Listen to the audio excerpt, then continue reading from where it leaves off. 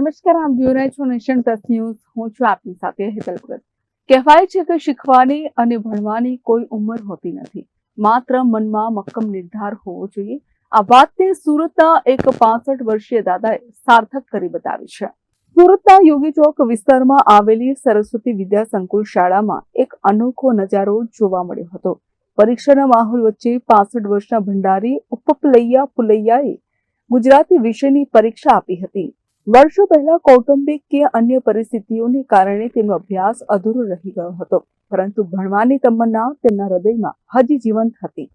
વર્ષોના અંતરાલ પછી ભંડારી ઉપપલૈયા પુલૈયાએ ફરીથી હિંમત એકઠી કરી અને શિક્ષણના માર્ગે ડગ માંડ્યા છે.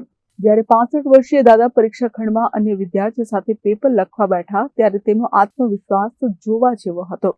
આ દ્રશ્ય જોઈને શાળાના અન્ય વિદ્યાર્થીઓ અને શિક્ષકો પણ આશ્ચર્યચકિત થઈ ગયા હતા.